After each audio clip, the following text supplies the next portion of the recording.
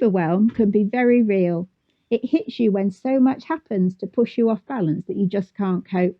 Let's take a look at how the stresses can build up and the impact that this can have.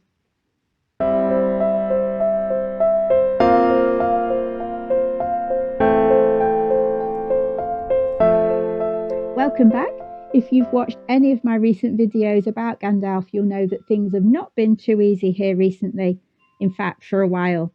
This came as a gradual build-up of issues going back over maybe 2 years and recently reaching the point where something had to give.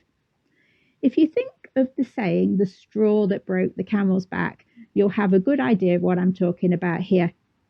Each individual issue or burden may be quite small, very simple to deal with, and someone else would say, "What are you making a fuss about?"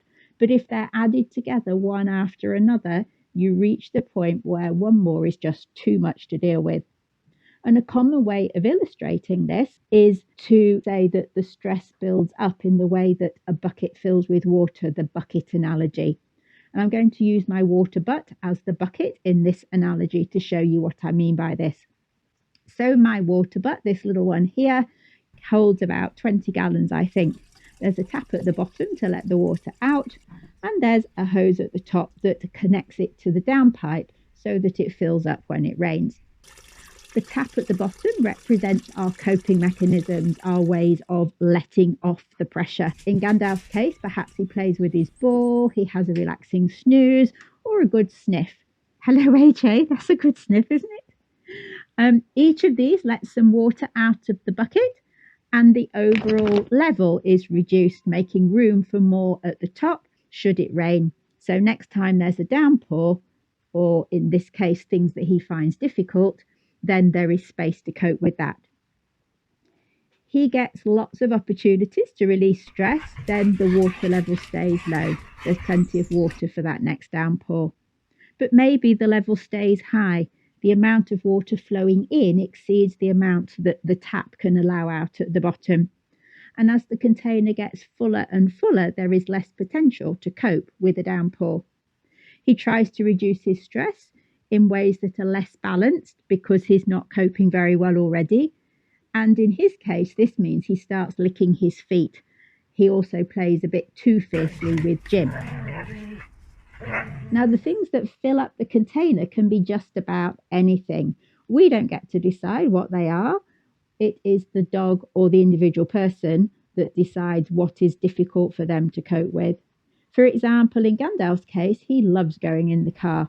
He loves going to the vet. Everyone at the vet's is his best friend, and he greets them with great enthusiasm. So for him, going to the vet's is an opportunity to allow water to flow out of the bucket. He opens the tap at the bottom. If, however, you had a dog that was scared of the vet's, that would be a very different matter. They just getting in the car to go to the vet's might fill their bucket right to the very top or cause it to overflow. Now, if the water flows in so much that the container fills completely and we can't disconnect that hose at the top, then that overflow can come out in a variety of ways.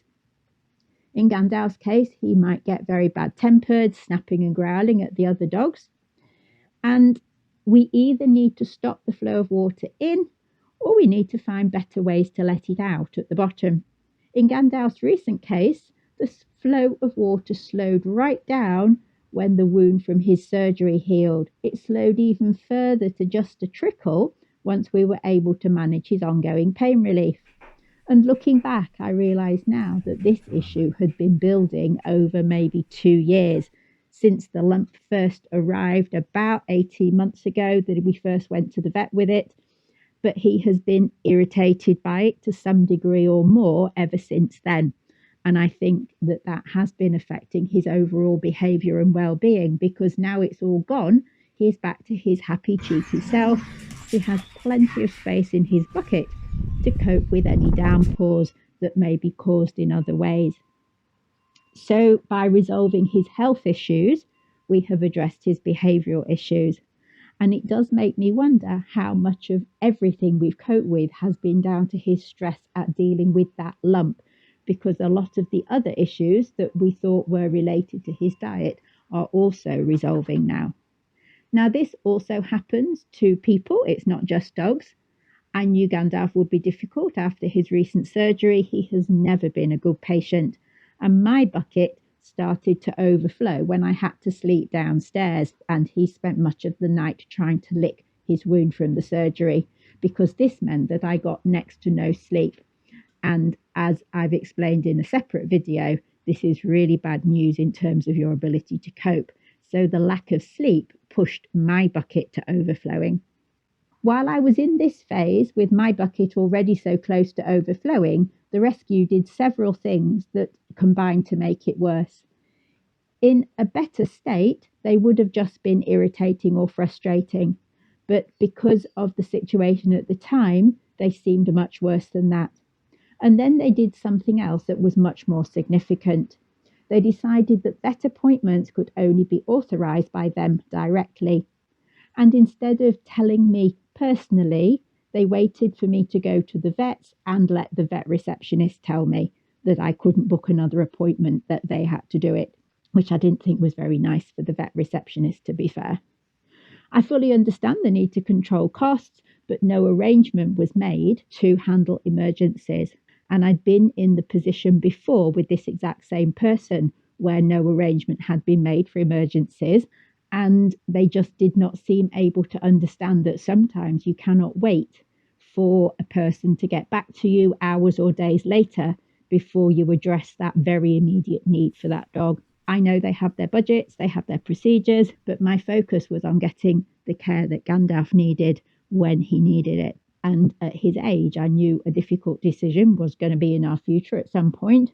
And these are much harder if you have to delay them because someone is thinking about it and taking some time to get back to you. I realised that we wouldn't even be in our current position if he was mine, because I would have had that lump removed 18 months ago and we wouldn't have spent 18 months dealing with it. So this was the thing that caused my bucket to overflow, to make me realise I could no longer liaise with this person. I suggested that Gandalf might be moved to the support of a different branch, one that I know would respond quickly and be there for us if we needed them. And I was told that instead they would rather put him back into kennels. So this is a dog aged 10 going on 11 who's been in a home for 5 years. They felt that kennels was the better option for him. And at times like these, when the bucket is well and truly overflowing, drastic action may be needed to empty some of the water out. My solution? I adopted him. He may be difficult and he may be expensive to look after, but I have regained control over the situation and thus regained my peace of mind, and that is worth any cost. Just as we saw with Gandalf after his surgery, by removing his major cause of stress, there is more emotional space to deal with other things. So my message here is, if things are difficult, take some time to look at what is filling up the bucket, whether it's your bucket or your dog's bucket, or how those two buckets might be interconnected with the stress of one affecting the stress in the other. Perhaps the fullness of their bucket is bringing yours to overflowing. Consider what can be done to let some of the water out for both of you. What is it your dog is struggling with? What causes them to behave in that way that you find difficult?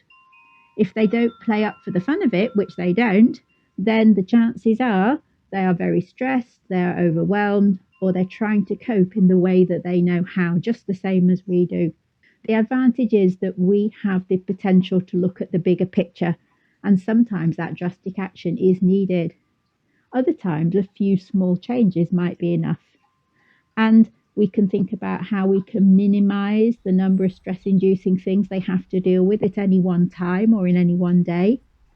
We can think about how we might add more ways for them to release stress so that what is already there that is unavoidable can be mitigated in some way.